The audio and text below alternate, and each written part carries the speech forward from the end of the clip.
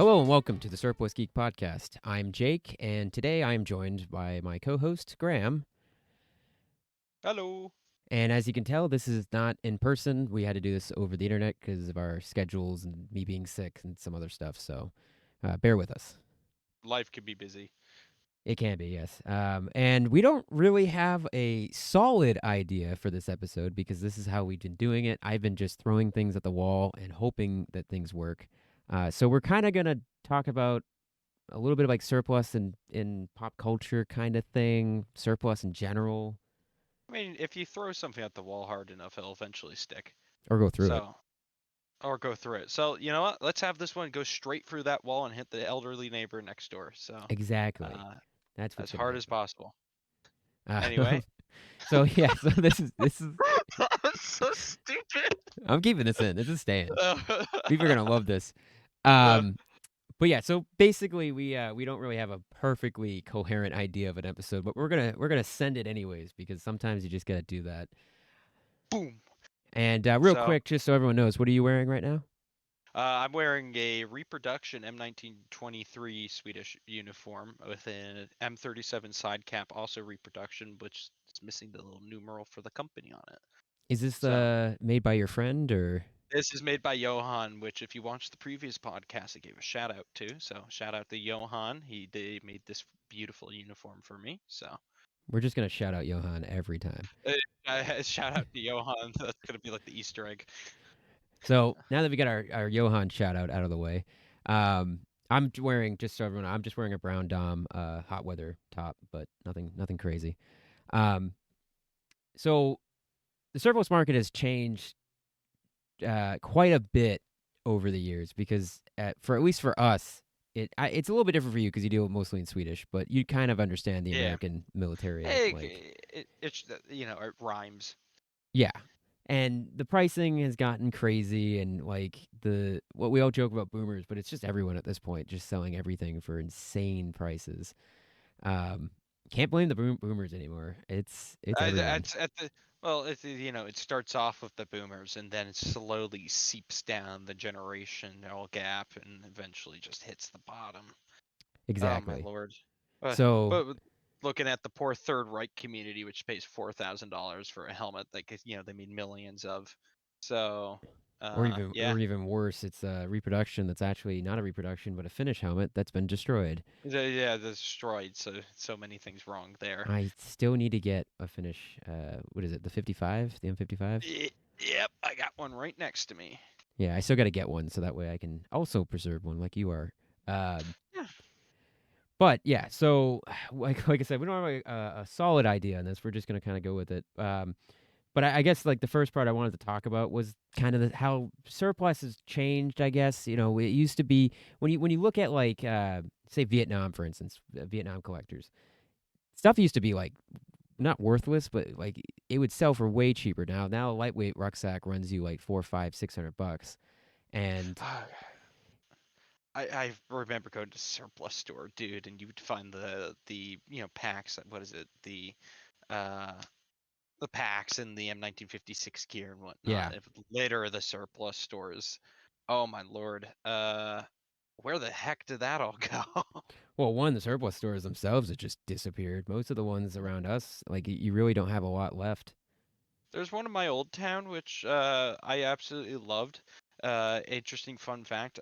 They used to have a bunch of like Swedish and like actually rare now East German stuff there and whatnot.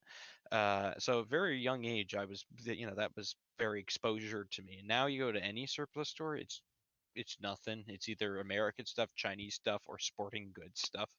Or repro American stuff made by Chinese companies. Yeah, so Chinese stuff. But Yeah. uh, the current circumstance of the market is disappointing to say the least. Yeah, it definitely is. And once in a while you'll get a good deal on something and like or you'll find something cool. I'm not gonna lie, like it's why there's so many weird gaps in my collection where like if there's a thing that you want me to do in 6 seconds or less and I haven't, it's probably because I either don't own it yet or I can't get my hands on it. Like I'd love to be able to do M55, the M1955 vest as a either a video or 6 seconds or less, but I only have a second pattern. First pattern sell for like 500, 600 bucks now. I think I recall a time where like I would literally go up to Elephant's Trunk, which is a flea market in my state, and there would be like M40s and like M55s and M60, it was it M69 body armors, whatnot, Yeah, everywhere. Like I what like the late 2000s, early 2010s and whatnot. Now you would be hard pressed to even find an M40 gas mask. I mean, for I cheap I now. I lucked out with that M17. Was it A1 that I got at the Oh service yeah, store yep. near you? That was like a sheer luck. I imagine I would have been paying like $90 anywhere else I went. So Well, that's the crazy thing too. Is like if you look up like M40, for, which you know how many M40s I have. a little too many. Yeah, a little too many, but they're all variants. They all have a purpose. Oh, that's Maybe. like me with the M59. Deep down inside, you just want them because Well, you you love have them. an absurd number of M59s, don't you? Yeah, but you don't understand. One has a different button than another, so therefore it's Yeah, more interesting. that makes sense. I totally understand. I think I'm at 29. I'll be like, this M40 has a slightly different date and it's made by someone else. I'm buying it. I'll be like, screw boomer collectors and proceed to do exactly the same thing they do. Yeah, I know. You become a bit of a hoarder at one point. But it's funny with the M40 is that you'll see them once in a while. They'll sell for like they shouldn't sell for as much as they do. And I can tell you that like if you shouldn't be buy I bought my original M40 at $100. That was in 2008 or 7. So like the M40 was still technically in service. They weren't as common on the surplus market yet. Now they should be pretty common on the surplus market. They've been for the most part Where taken out of service. it's not like they're disappearing in the thin air. It's The kind of only thing hard I to. can think of is that they're not being surplused once they get taken. Because I remember, like, I was there when we were cataloging our M40s to turn them in and send them wherever they were going. I have no idea where they went, but they went somewhere, and we got M50s in. And I don't know if they're just going to a warehouse and being mothballed and just sitting around for years, or if they're actually being dumped on the market. Usually, when it comes to, I assume this is pretty standard in the military logistics field. Usually, like in Sweden's case, they just dump them in a big pallet and then just seal it off, or they go for a cleaning, refurbish them to where they are able to be used, and then just let them sit on a shelf for like the next 20 years for no reason. Or Yeah. they just straight up pile them, Well, we just throw them had on a pallet. we had a bunch of in our like little side warehouse thing off the side of our armory. We had a we had a bunch of pallets that were stacked up on, and they had old Alice packs that were all just like shoved in there and like smelled terrible. Uh IBA body armor, but they didn't have their Kevlar. They were just the shells, just again stuffed in there and smelled terrible. Um and a metric, you know what, of 20 round magazines. It's Like sounds 1970s and 80s date. Well, 70s dated 20 round magazines. well. I have a friend who's a quartermaster at an unnamed regiment in Sweden, just because I don't want them getting in trouble, just in case. Hmm. And he explained that like in the regimental like storehouse on site, they still are maintaining like because they have a tonnage requirement apparently for how much they need to store, from what I understand. They have just shelves full of like M59s and M58s and whatnot, despite the fact those have been like rejected from service and been decommissioned since 2007. Like they're literally maintaining active war material, which no, not even active war material. It's like deactivated because they can't use it anymore. Huh. It's not in regulation or anything. So you have to really think how many countries are just like that. We know the U.S. is definitely like that. There's probably a warehouse sitting full of M1 shells still.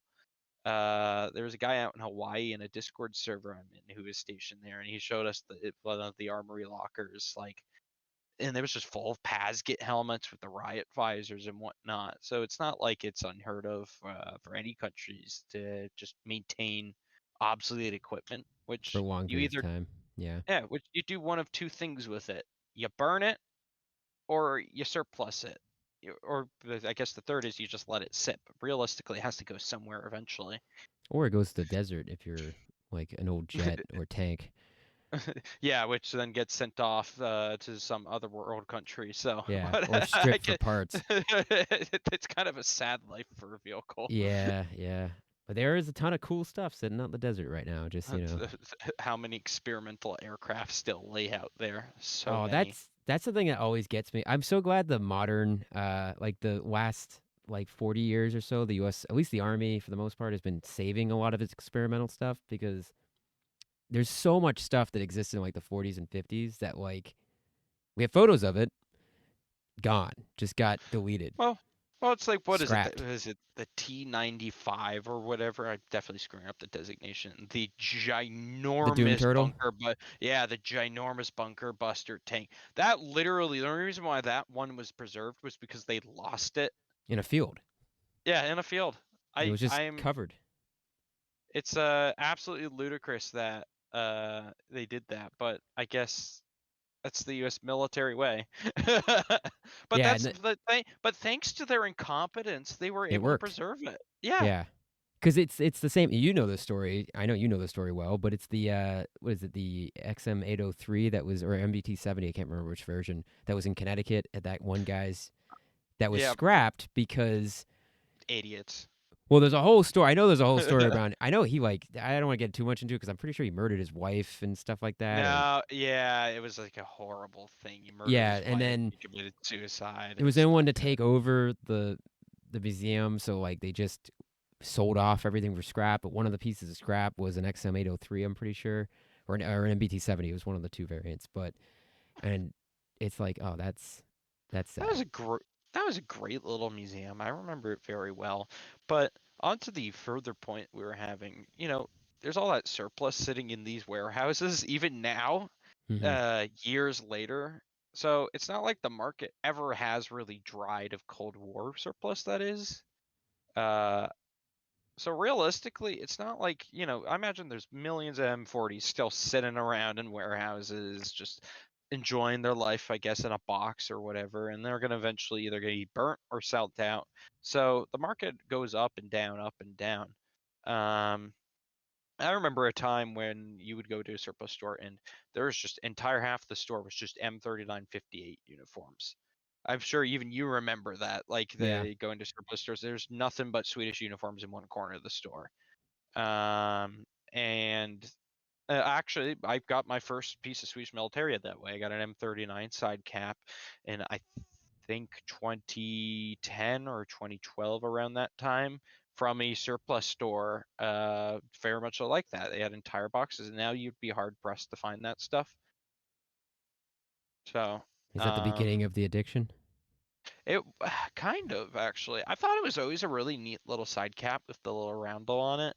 I'm talking about the M41 roundel, like that right there.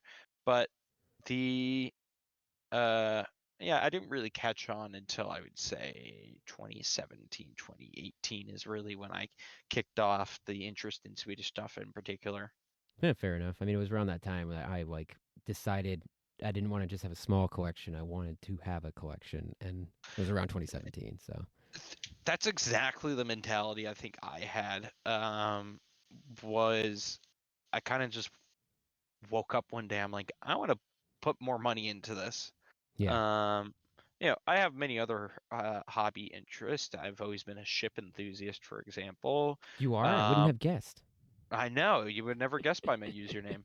I always liked trains and whatnot. Autistic in that regard, but it's one of those things though where I kind of realized I'm like, I really like helmets and uniforms. I think they're really cool. I'm gonna start collecting them, and I just kind of continued. I've always had a military collection. It's not like I never had that, but um, it properly popped off. I would say around then, yeah. That's fair. I mean, I that's think kind of how it worked for me. Where it was like, I like gas masks. I think gas masks are pretty cool. I like to learn the history of them. First item was M40, and then it was like, well, I have this one, so maybe I should get the one that came before it. And then I was like, well, maybe I should get the one that came after it.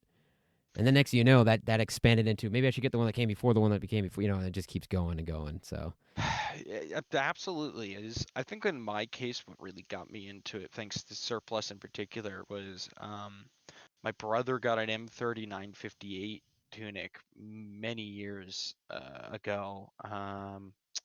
I think it was around the same time, weirdly enough, I got my M39 side cap. And I don't know. I kind of went into his closet. He was in college at the time. I was looking for something, being Snoopy, little brother, it could be. And I just kind of saw that jacket and just kind of thought that's like a really good, proper, interesting jacket. Like, the green collar tabs were very interesting, whatnot. At that point, I had the M59 uniform, which was thanks to a trip I did out to Sweden in 2018, which I was so deeply fascinated by Swedish military. I was like, okay, I'll set up a kit.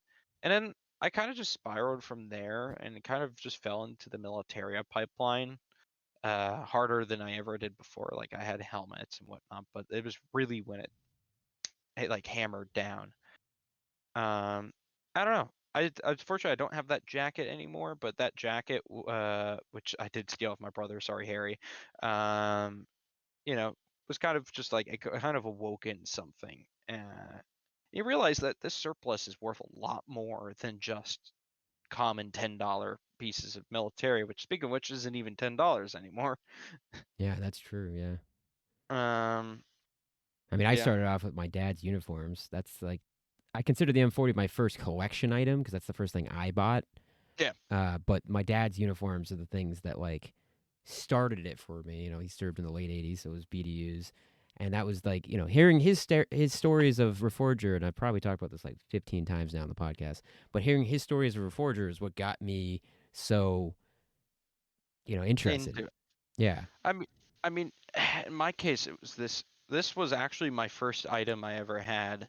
So I started off as a young kid. I just was so fascinated with the civil defense.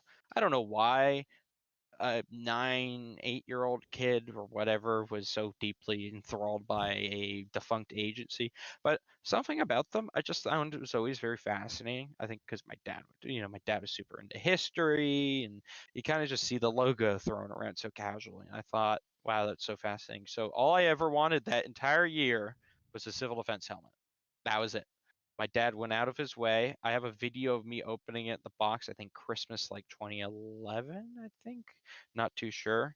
My dad went on eBay. He was a hardcore eBay enthusiast. He found one for I think $30 with the handbook.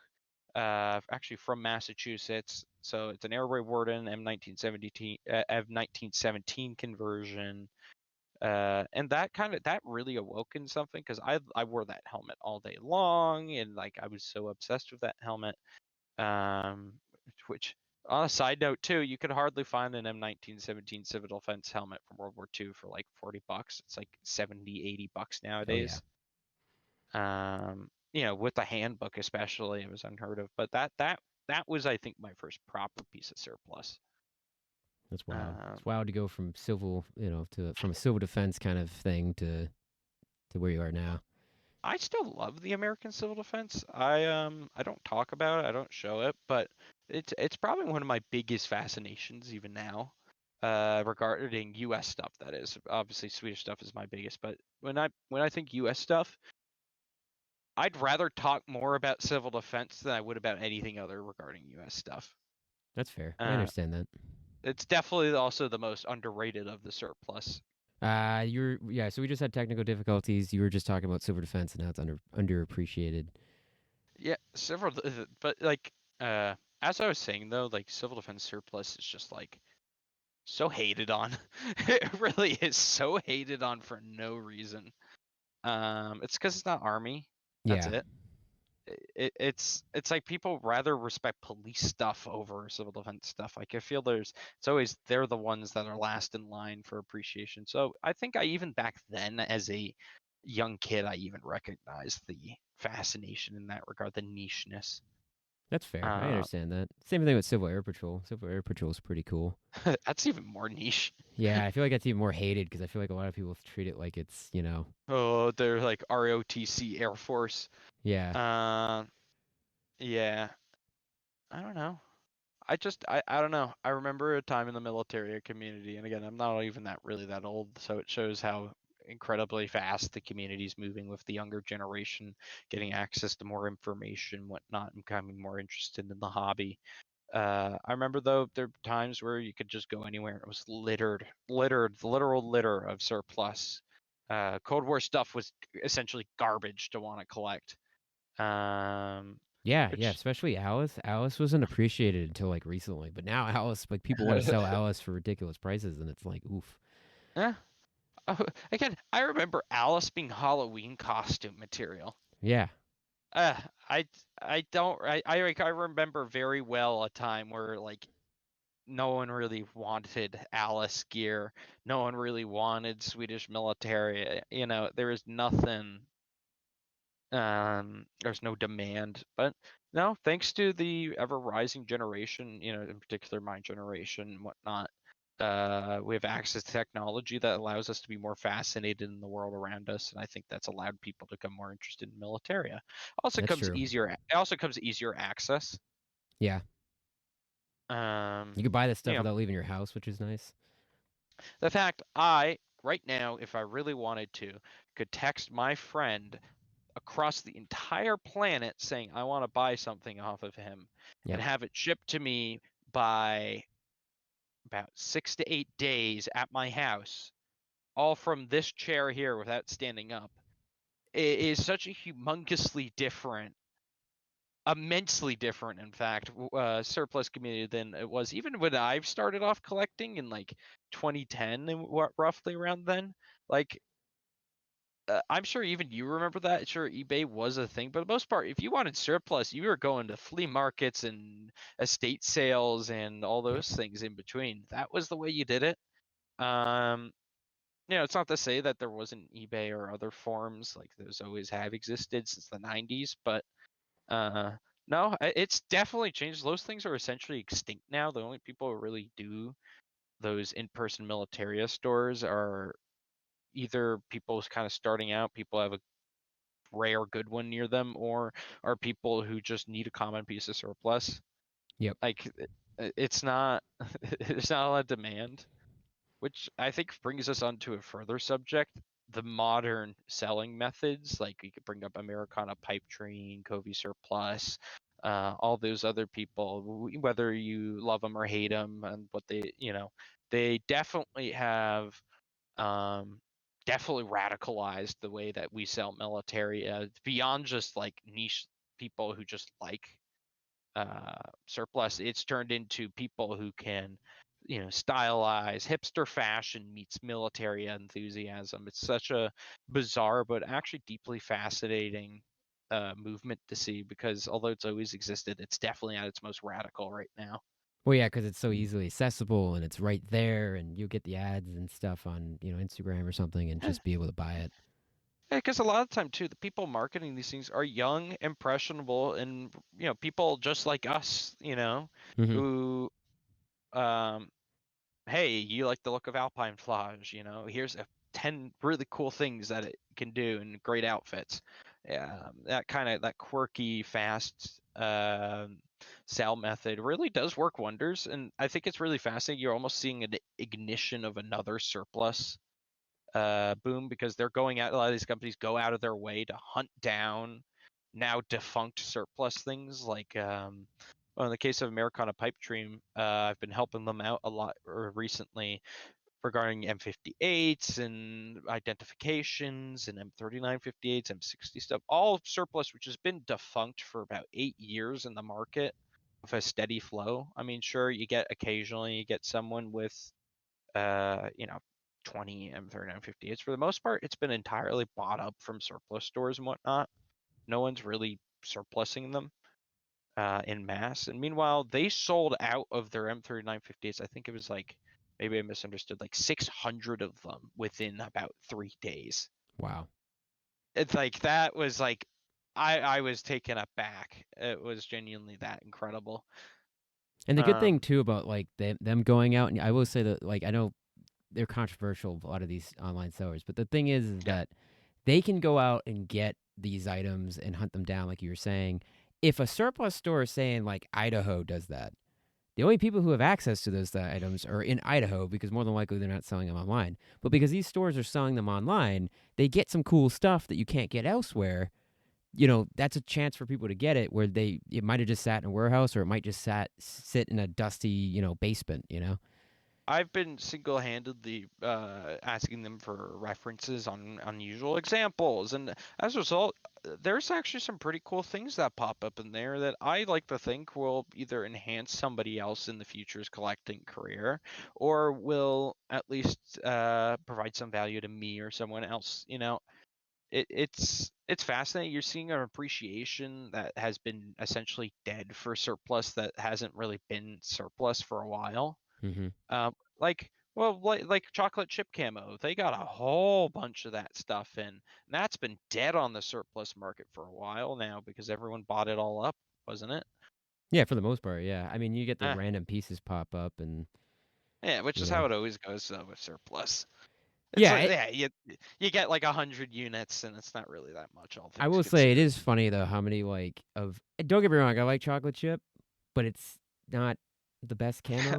Like, it's It's funny how so like people will be like, "Oh, overrated. it's so cool." Like, same thing with night desert camo, the companion camo to chocolate chip, which is absolutely useless in night vision because it's outdated. It was designed in the 70s, and by the time it was used, it modern night vision defeats it. It doesn't work like it.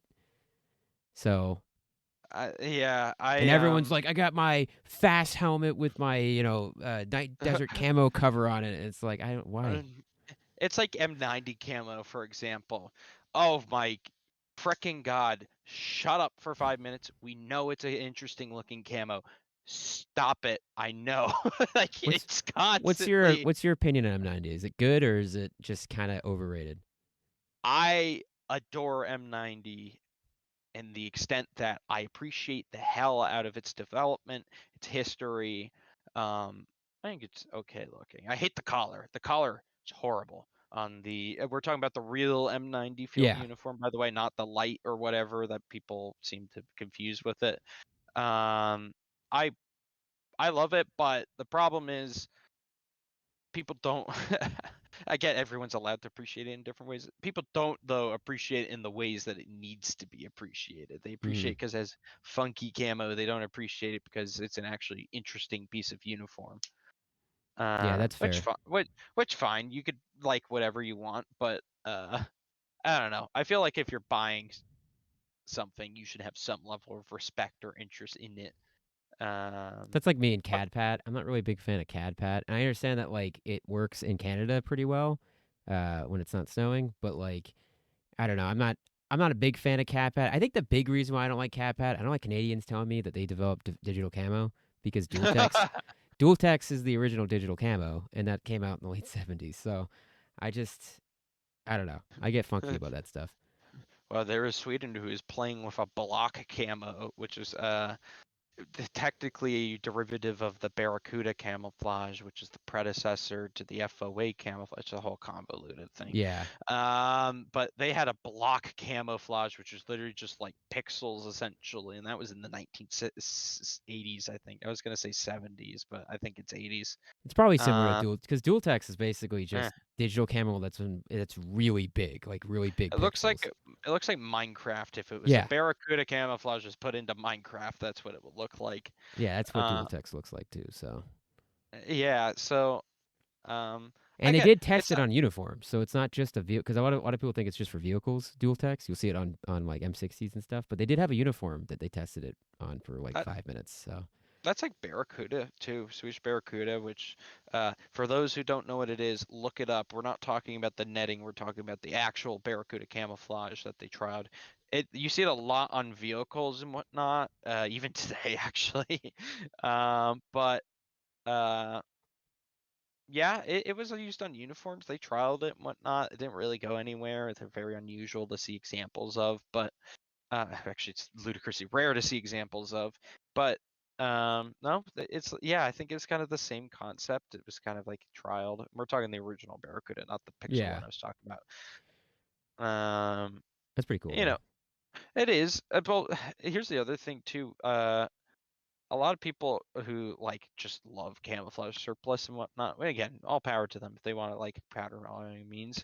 But don't start buying up like 20 of the same pattern if you don't care a single bit about the actual item itself. Like you could literally go out of your way right now and go buy like a civilian jacket with that pattern.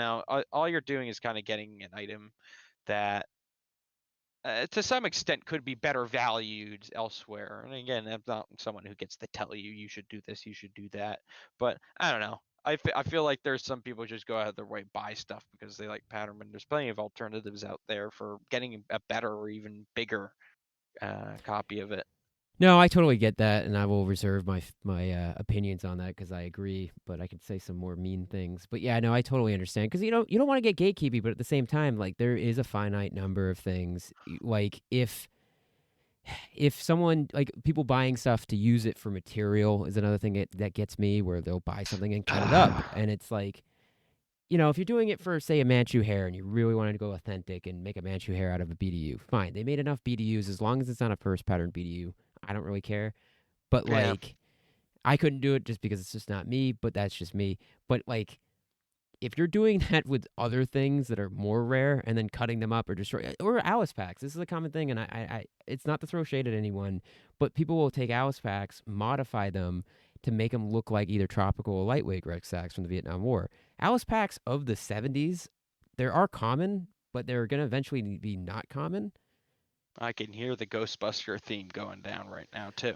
Oh, don't even get me started on Ghostbusters. People buying oh my god, Ghostbusters Well, single handedly ruined LC1 Alice packs. Like literally single handedly ruined them.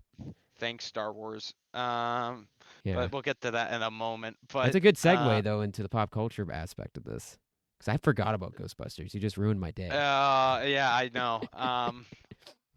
I could hear the do do do do do do in the background of my head while you were talking about that. I'm Yeah, like, that's oh, fair. and the night vision goggles too. That they Yeah, ruin the prices on those too. finding Why do you need a frames. Why do you need a real one? I don't Just know. Well, go make a replica night vision goggle, dude. same thing with DL44s from Star Wars. Hands blaster Yeah, there, taking the original C96. C96s. Yeah. Oh Demilling my god, original working C96s to turn them into fake blasters. I that don't get makes it. no sense. Go buy like a Denix. Yeah, or an airsoft, Plenty. or Yeah, there's plenty of like alternatives. although the airsoft Uh, guys would probably be like, no, don't do that. We want them I well, some airsoft guns are genuinely like rare. ludicrously valuable. Yeah. Yeah, There's an AK-5, original configuration, AK-5 airsoft gun that two of my friends just got. I'm so jealous of them because they only produced like a finite amount of them. yeah. Uh, yeah. So, but I get that. I get that. it's Yeah, I have there's a tendency for people to just buy surplus. And that, well, actually, this is a great segue to talk about why you shouldn't just start buying it just because you like it. Sometimes you end up with an actually genuinely spectacular example of something. You don't know it. You end up cutting it up and you realize, well, shoot, that's an experimental thing. Yep. That happened actually with a Kanapatal or Izepbon, essentially Swedish Zeltbon, which was at, I think it was Coastal Artillery Experimental Camo, or it was just an experimental one. Some idiot, I will have to refrain, in Australia bought one, who said, oh, this was an interesting camo, it's different. He didn't do any research, he just bought it. He turned it into a hat. It was the most ugly looking ball cap I've ever heard.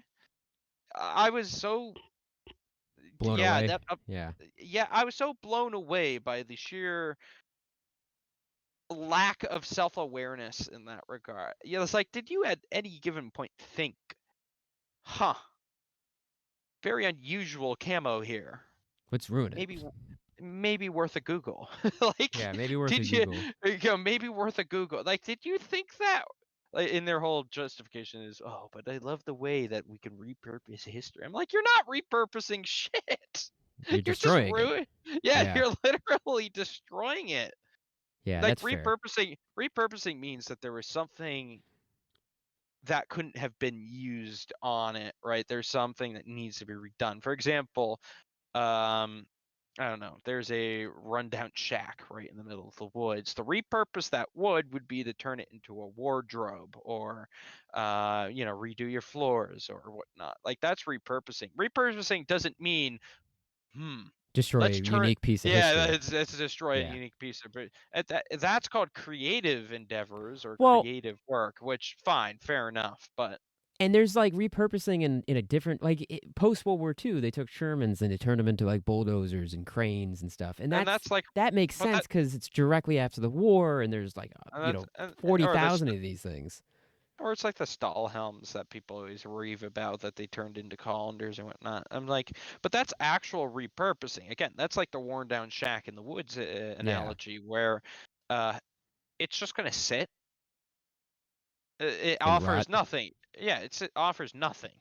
Well, it's the Like same thing there's with the M55 we were talking about earlier, where people were like, "Well, we're repurposing it. This doesn't serve any purpose. Now we're making it into a German helmet." And it's just like, nah, you're just destroying. I don't care yeah, if M55s are like they're German made. You're still taking something that already existed, and you're ruining eh, it yeah, something for with to make a self correct German helmet. Like, for but don't even spice it up. It's for selfish desire. If you yeah, think you're helping anyone by doing that, you would be thoroughly wrong because the only person in the room that would agree with you is either yourself or someone just like you. yeah. Talk to someone who actually cares about that history, they're going to hate you.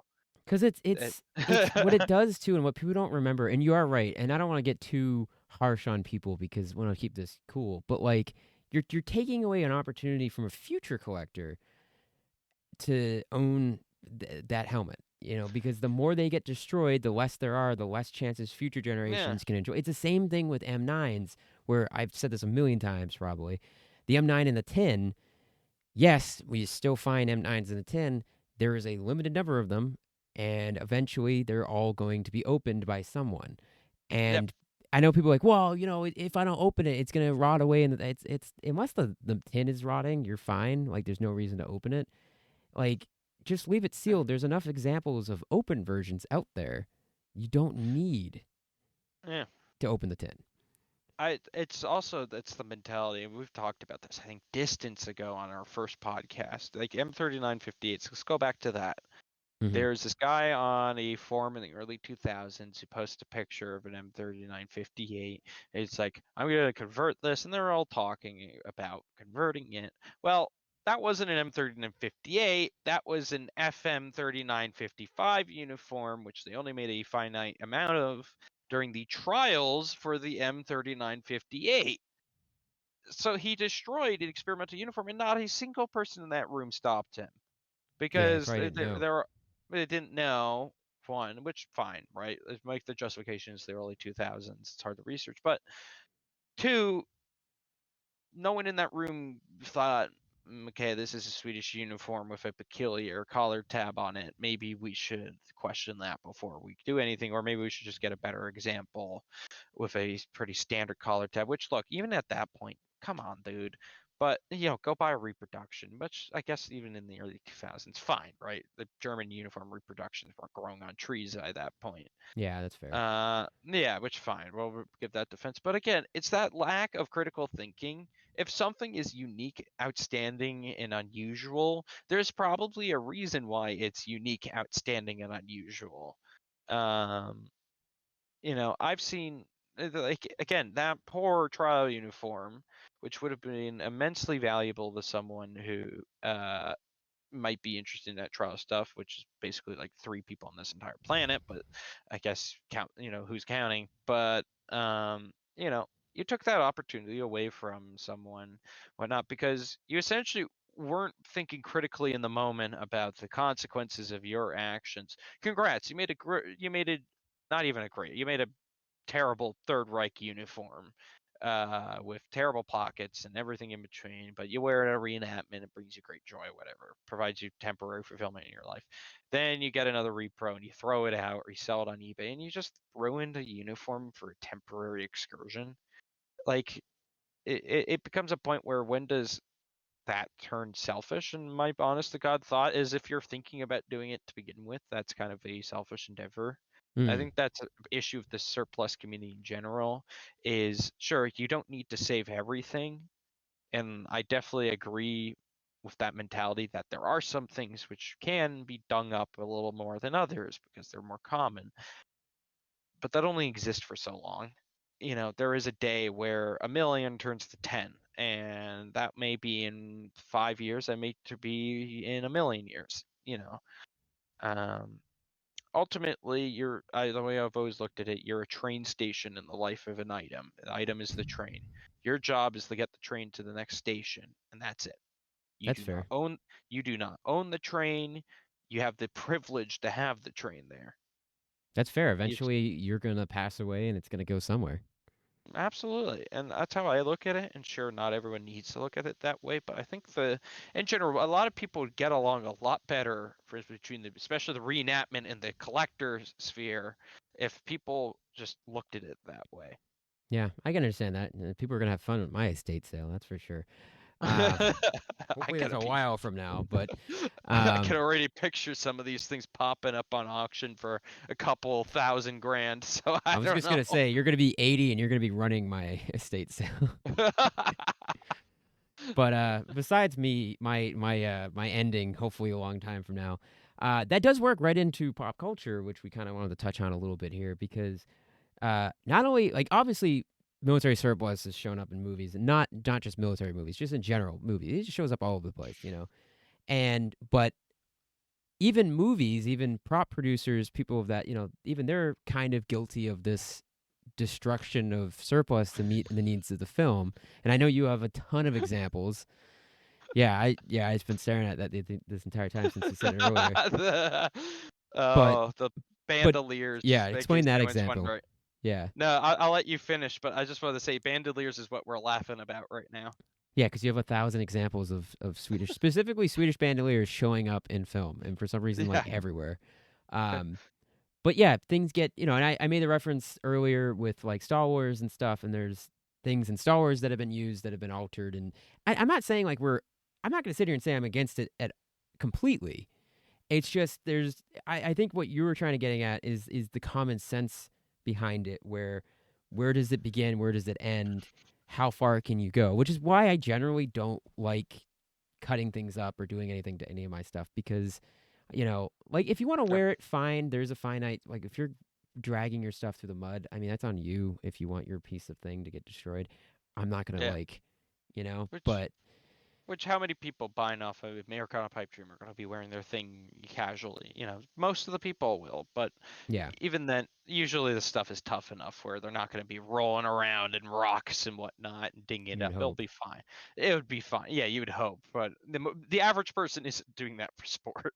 Yeah, exactly. And again, no shade to anyone that does that. I'm just saying that like it's just kind of playing not devil's advocate, but kind of putting out all sides to this. Where I get it from both sides of like protecting because I'm more of a collector than we're both more collectors than we are reenacting or anything. We don't reenact really.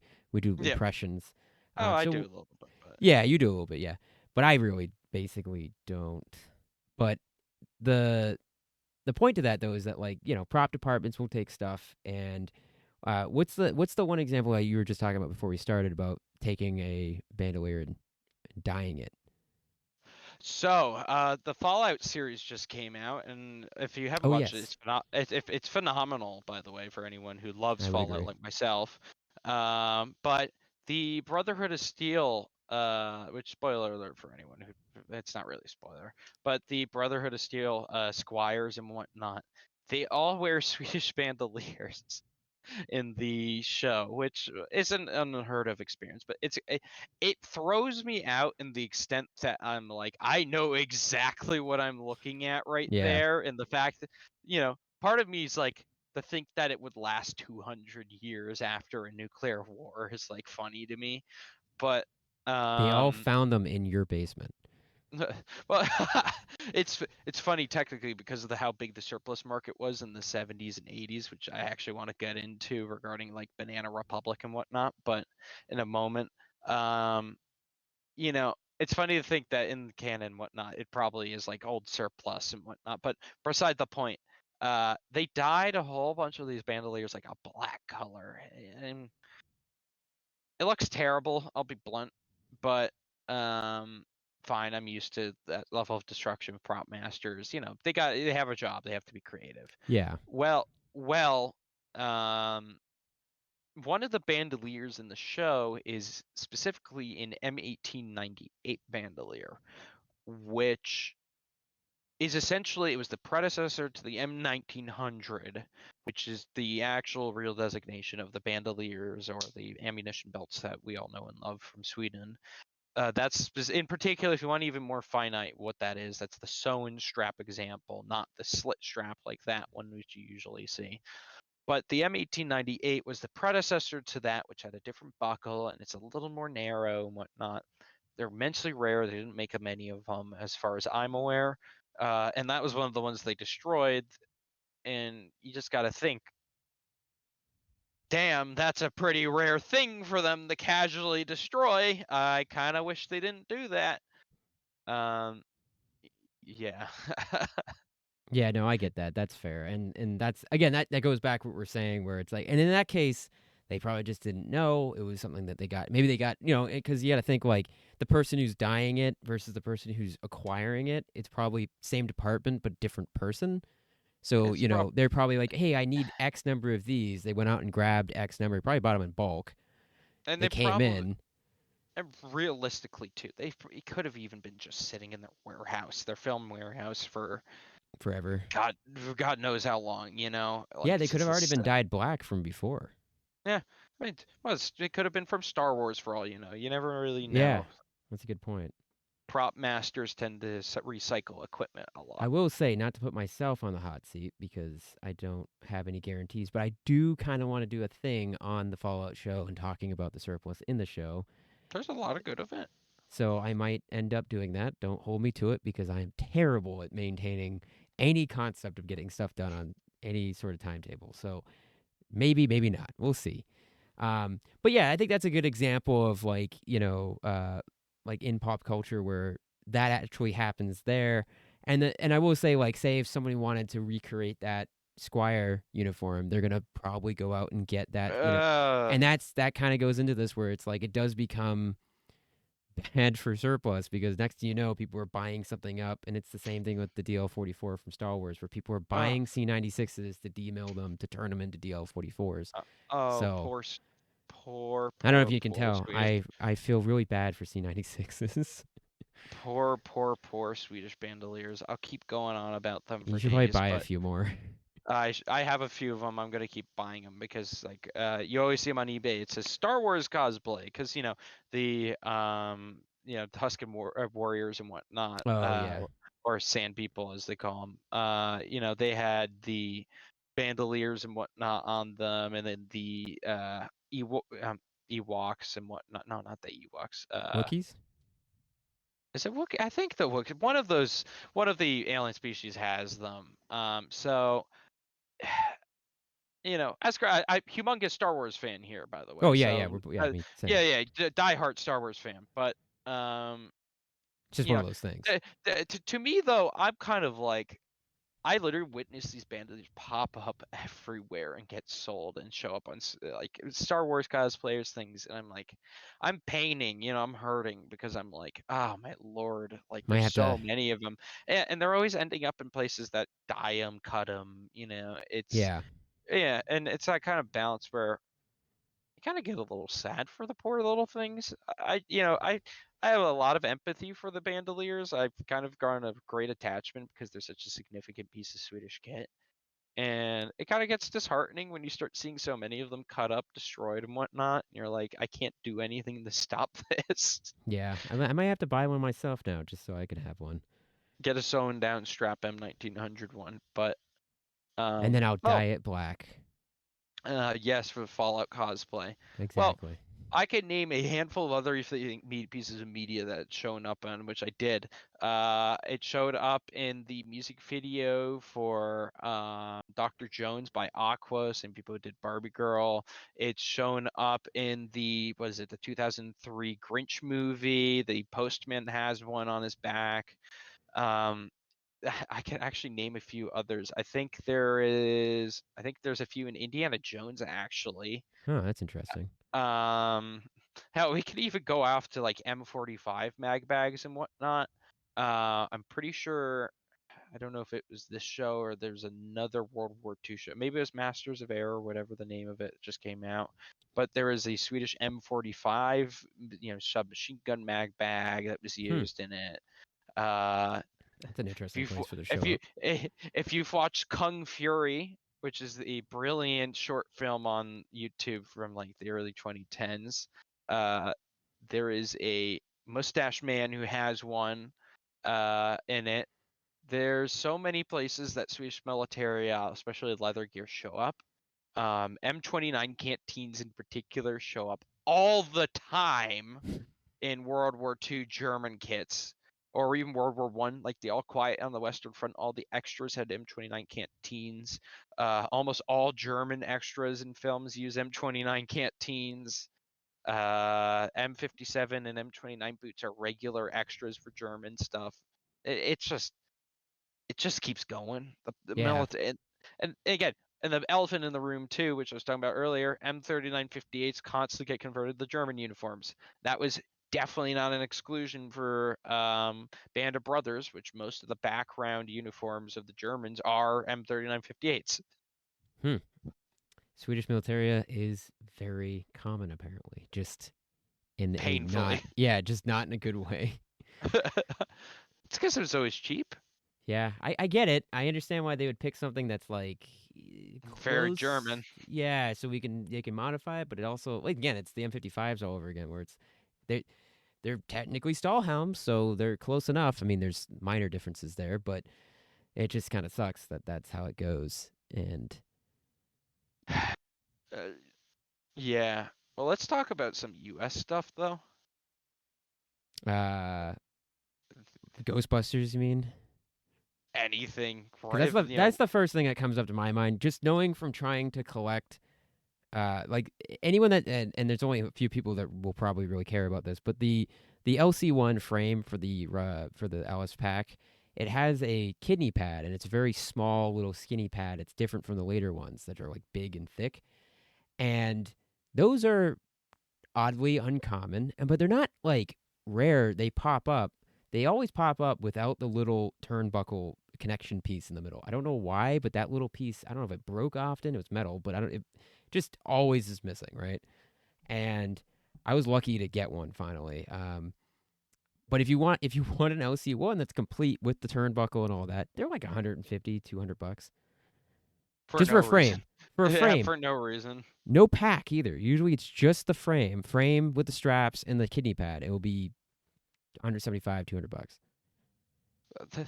I And it'll be that's like kind of what happened. Ghostbusters, you know, it will be in the tag.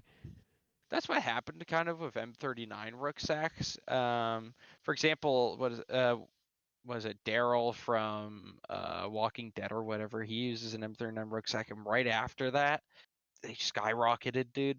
Oh, Like because even people, yeah. yeah, they're also great backpacks, but um, you know, uh, even then, like it's really funny how the moment something shows up, it will just skyrocket. I mean, what was it? Aliens completely destroyed like was it the Thompson market for a little bit, didn't it? Oh, because they were using like, oh, that's right. Yeah, because of the Uh, conversion they did. Yeah.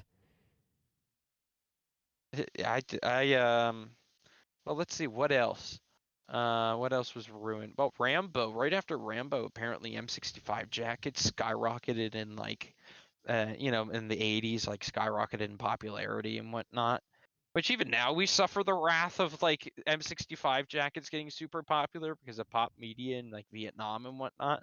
Yeah, they're and it's funny So too because most like M65s were were technically a late '60s thing, but most guys in Vietnam probably would have had M51s just because of how supply takes time to build up and get out there. But M65s are always used as like, and it's funny how M65s will show up before the Vietnam War in movies because like they'll sub in for any field jacket, yeah, because and they're the most basic thing of all time. yeah, exactly, and So, um, so, we're getting a sorry, close just up plugging shot that. of Graham I know.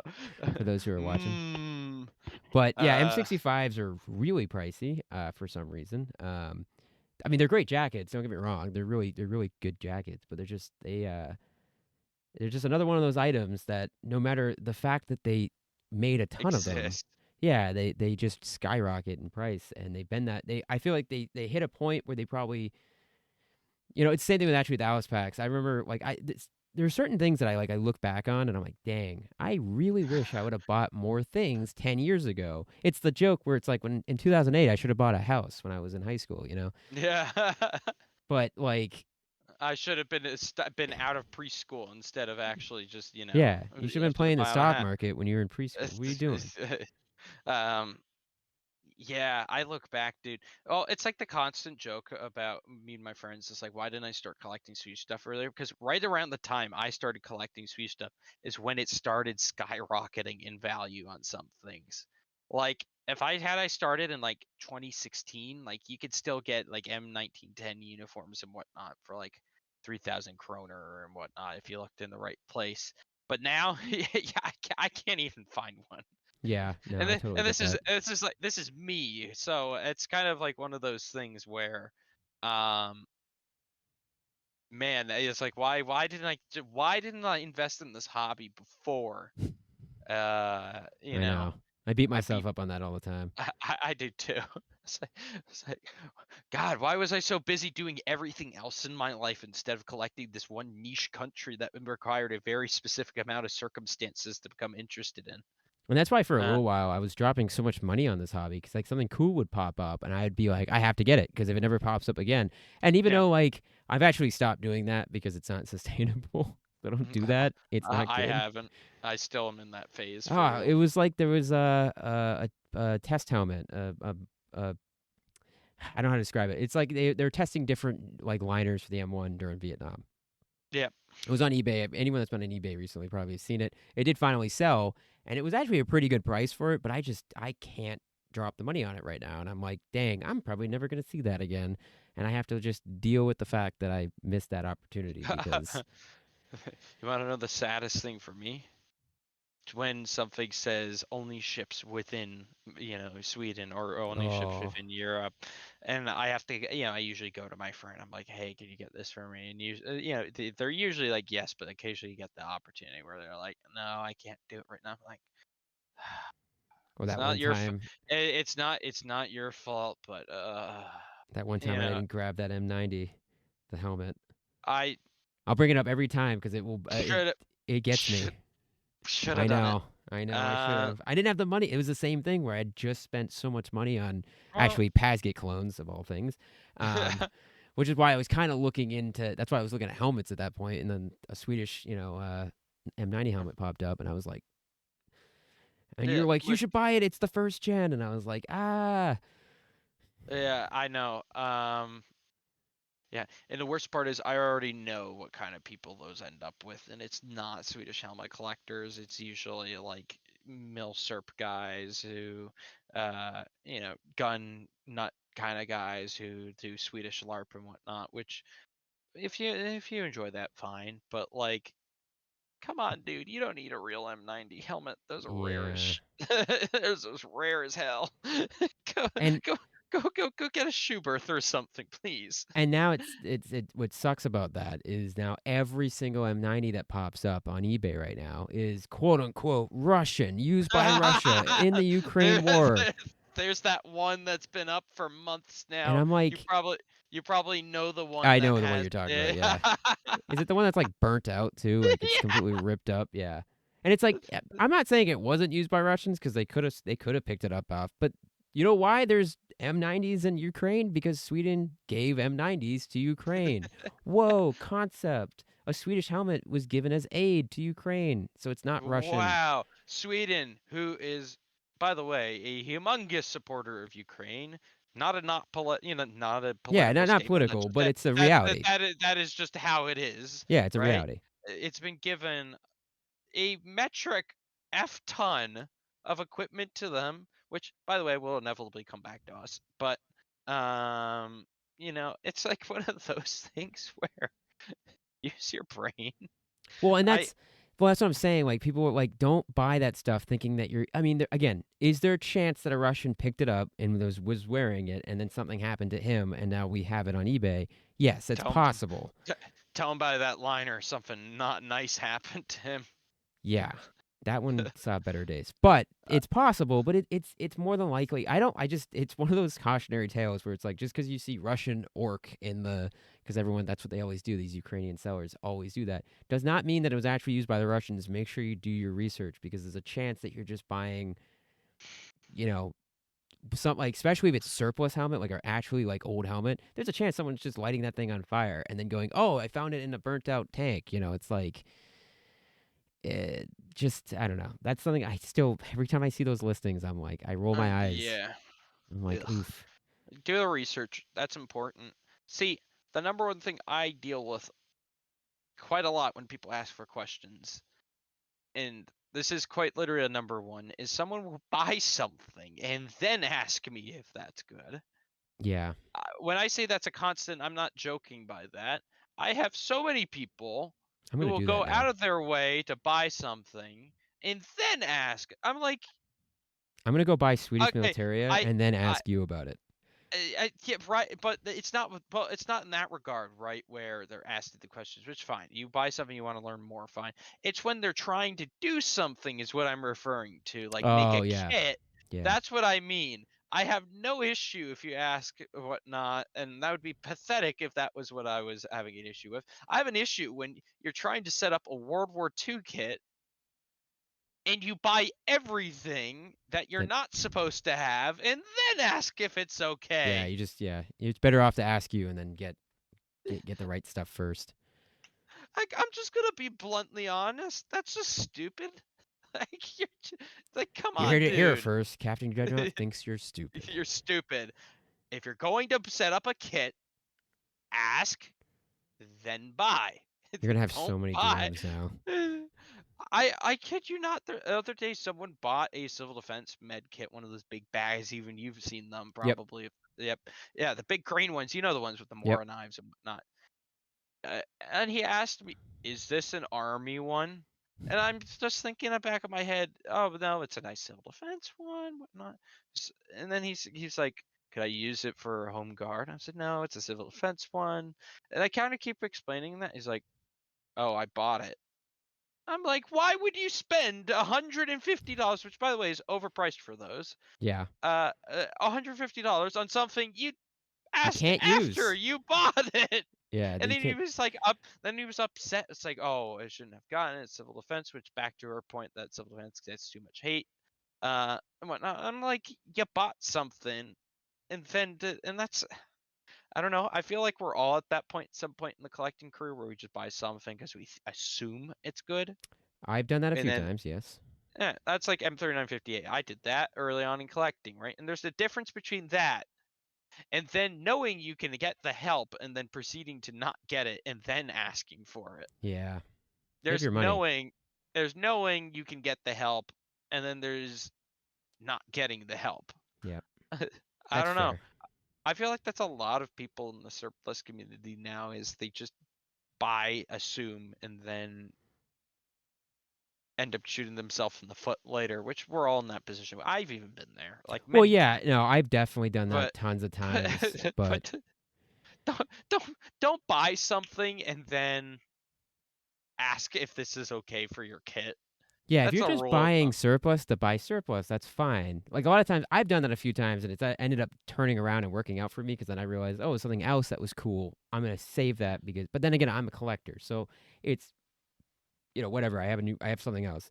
Um, that's also a reason why I don't generally buy from the online retailers, and I'm usually scouring eBay ads or eBay listings because I want something specific. I'm looking for a date range, or I'm doing that. So it's yeah, I totally get what you're saying. That save your money if you know it's like, especially when you like can ask you or ask someone else or ask me, and there's a resource out there.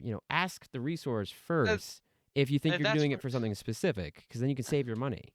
and that's what I'm shaming, because it's like, come on, dude, you just spent $90 on a thing, by the way, that's worth like $30, on Yeah, a uniform. And you just get in that position where I don't feel sorry for you, and most of all, you better learn a major mistake, which in the one case of the guy who bought the med kit, he never learned. But it it's happens. Yeah. um, you know, again, we're all in that position at some point where we know we could do more, we don't do it, we make a mistake. That's part of the learning process.